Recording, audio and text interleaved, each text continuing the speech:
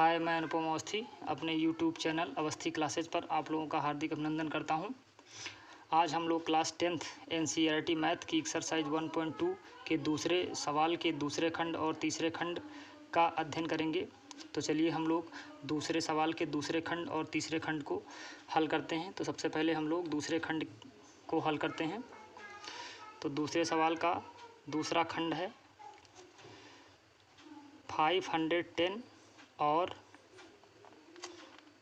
92 का एलसीएम और एचसीएफ ज्ञात करना है। तो सबसे पहले हम लोग 510 को अभाज्य गुणनखंड के रूप में लिखते हैं। तो सबसे पहले हम 2 से डिवाइड करेंगे। तो 2 से इसको डिवाइड करेंगे तो 2 दूना 4, 1 बचा, 2 पंचे 10 और 2 पंचे 10।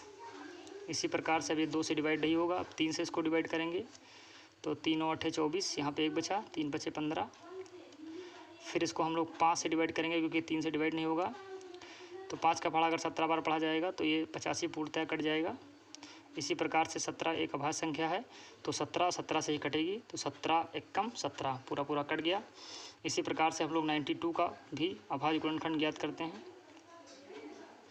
तो पहले इसको 2 से डिवाइड करेंगे तो 2 का टेबल पढ़ेंगे, यानी 2 का टेबल पढ़ेंगे तो 2 का पढ़ा 4 बार हम लोग पढ़ेंगे। फिर यहाँ पे 1 कैरी होगा तो 2 छंग 12। फिर हम लोग 2 से पढ़ा इसका पढ़ेंगे तो 2 दूना 4 और 2 तियाँ 6। अब ये 23 जो है ये आपका 23 से ही कटेगा क्योंकि 23 एक अभाज्य संख्या है। तो हम लोगों ने 510 और 92 का अभाज्य गुणनखंड ज्ञात कर लिया। अब हम लोग जो 510 और 92 का अभाज्य गुणनखंड आया है उसी से हम लोग इन दोनों का एलसीएम निकालेंगे। तो 510 का अभाज्य गुणनखंड हम लोग लिखते हैं यहाँ पे और 92 का भी लिखते हैं।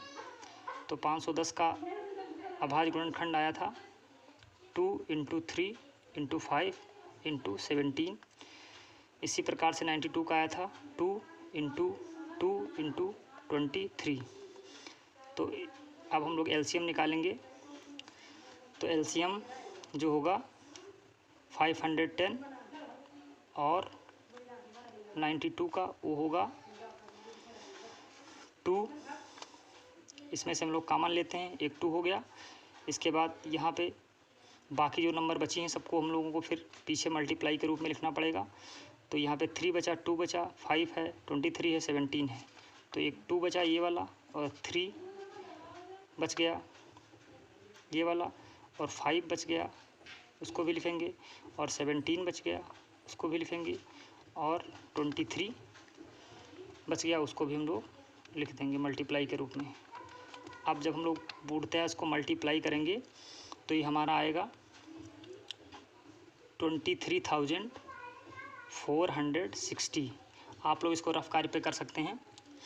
अब हम लोग 510 और 92 का एचसीएफ ज्ञात करते हैं। तो एचसीएफ आप लोग जो अभाज्य गुणनखंड निकाले थे उसी से ज्ञात कर सकते हैं। तो हम लोगों ने देखा कि जो 510 था उसका अभाज्य गुणनखंड 2 × 3 × 5 × 17 था और 92 का था 2 × 2 × 23 था। तो हम लोग इसमें से कॉमन लेते हैं। तो ये देखिए हम लोगों को कॉमन मिलता है वो केवल 2 मिलता है। तो हम लोगों का एचसीएफ क्या हो गया 510 और 92 का एचसीएफ क्या हो गया 2 हो गया।